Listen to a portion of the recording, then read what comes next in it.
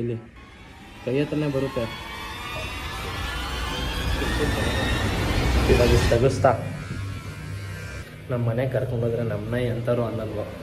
Full ಒಳ್ಳೆ ಈ ಇದ್ರದ್ದೇ ಒಂದು ಬ್ರೀಡ್ ಬರುತ್ತೆ, ಕೂದಲೇ ಬರೋದಿರೋದು ಆ ಥರ ಹಿಂಗಾಗ್ಬಿಟ್ರಳೆ. ಹನಿ ಹನಿ ಏನಿಲ್ಲ ಆಗೋಯ್ತು. ಆಡಬೇಡ, ಒದ್ದಾಡಿದ್ರೆ ಕಟ್ಟಾಯ್ತದ. ಆಮೇಲೆ ದೊಡ್ಡದು ಈ ಚಿಕ್ಕದೆಲ್ಲ ಸತ್ತೋಗ್ಬಿಟ್ಟೈತೆ. ಟ್ರಿಮ್ ಮಾಡ್ತಾ ಇರೋದಕ್ಕೆ ಫುಲ್ ಟಿಕ್ಸಲ್ಲಿ ಅಲ್ಲೇ ಕಟ್ಟಾಗ್ಬಿಡ್ತೈತೆ.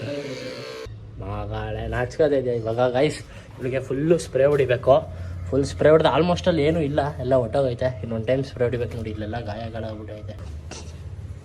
ಇದು ಮೇಲ್ಗಡೆ ಸ್ವಲ್ಪ ಶಾರ್ಟ್ ಮಾಡ್ತೀರಲ್ವಾ, ಯಾವ ಥರ ಕಾಣ್ತಾ ಇದೆ ಅಂತ. ಒಳ್ಳೆ ಒಂದು ಟಾಯ್ನ ಫಿಟ್ ಮಾಡಿರೋ ಥರ ಕಾಣ್ತಾ ಇದೆ ನನಗೆ. ತಗೋ ಅವಳು ಮಾತಾಡ್ತಾನೆ ಇಲ್ಲ ಇವಳು ನನ್ನ. ಇವಾಗ ಸ್ಪ್ರೇ ಹಾಕ್ತಾವಳೆ. ಸ್ಪ್ರೇ ಹಾಕಿದ್ರೆ ಇನ್ನೂ 1 ದಿನ 2 ದಿನ ಸ್ನಾನ ಮಾಡಿಸಲ್ಲ. ಇವತ್ತು ಮತ್ತು ನಾಳೆ ಸ್ಪ್ರೇ ಹಾಕಿ ನಾಡಿದ್ದು ಸ್ನಾನ ಮಾಡಿಸ್ಬೇಕು ಇನ್ನೊಂದು ಟೈಮು.